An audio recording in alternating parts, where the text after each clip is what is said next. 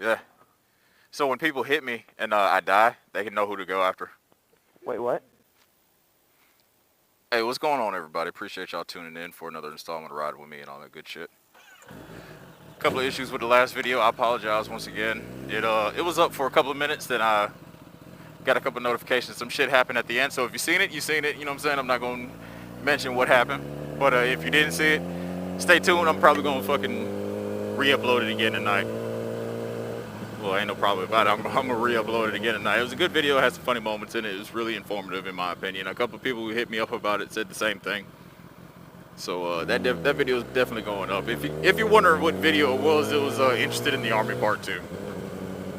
Like I said, it's a few mistakes on my behalf that you probably never know about unless you already know about it. But it is what it is.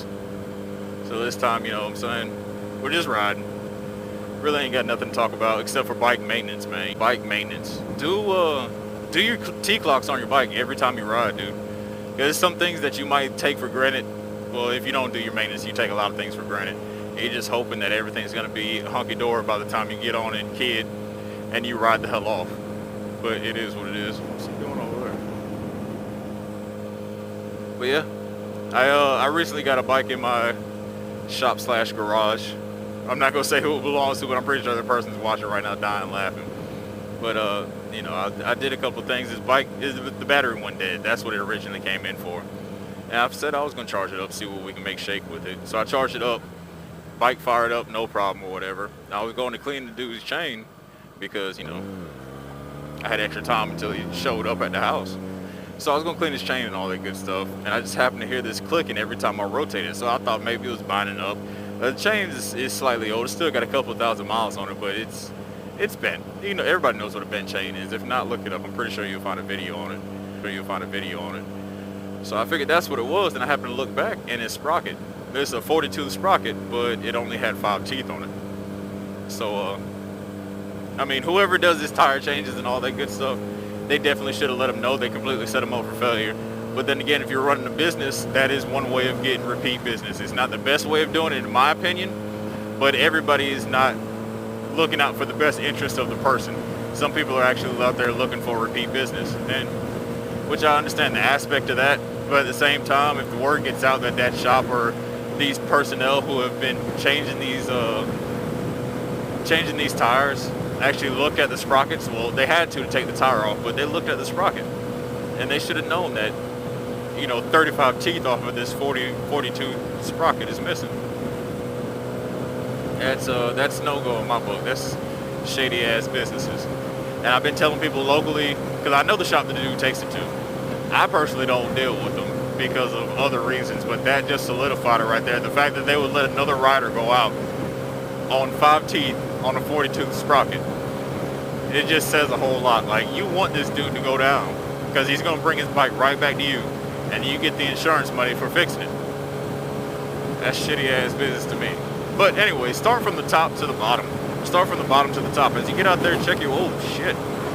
As you get out there, check your fucking tires. Make sure they're good. If they're to the wear indicator, it's probably a good idea to invest in some more rubber. I'm not going to say you have to, because I've ridden on tires until the wire shows, and it's not the best idea, but you know, when money's tight, you got to do what you got to do. And it doesn't help that this is my daily driver or daily rider every day, because I rack up a lot of miles. If you can see it, right now I'm at 25,012. I've had the bike for a year, so that tells you I put in a lot of miles. But check everything, man, from tires to chain. The way I do it, I start from the bottom up, from the front back, right? So I check tires, forks, gauges, visor, grips, throttle control, clutch, brake. Make sure my gas tank, the door is still operational. Make sure the tag is still operational, it reads. Go back to the seat, make sure that's secure. Make sure the back seat is secure, the passenger seat.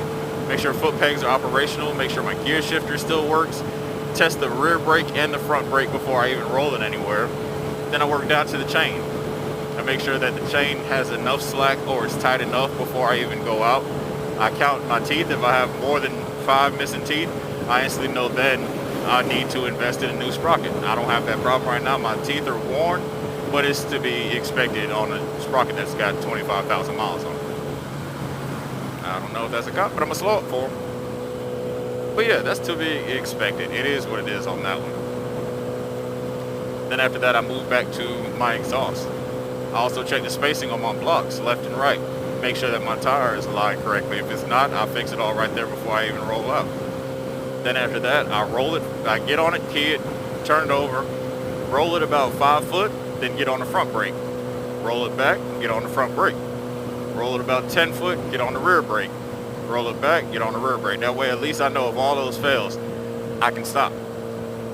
I had an issue with traction control before. I mean, I didn't stop when I thought I was, but you know, that's another video for another time. You'll probably see that later on in life if I can dig up the or if I can recreate the scene, if you will. But it is what it is, man. Definitely make sure before you hop on this bike or hop on a bike, hop on any bike, you inspect it before you go out. Because I'm letting you know now, the ground is undefeated. You don't look cool with a busted up bike in the back of a truck or on a trailer, because everybody's going to want to stop you and know what happened. Like, oh my God, what happened? Then you're going to be bruised up and hurt up. You might have some broken bones, walking with a limp, looking like a broken picture frame. Your body's going to be fucked up. It's going to hurt, and it's not worth it, man. It's your life you're putting on the line, nobody else's. So definitely make sure you inspect your shit. But I appreciate y'all taking this short little ride with me, man. Like, comment, subscribe. Tell your mother, brother, sister, father, daughter, uncle, niece, nephew, cousins, grandma, grandpa. Tell your cat, dog, and tell your goldfish. Make sure you tell your goldfish. If you don't tell your goldfish, I don't know what to tell you. But, as always, appreciate y'all taking a ride, man. Until next time.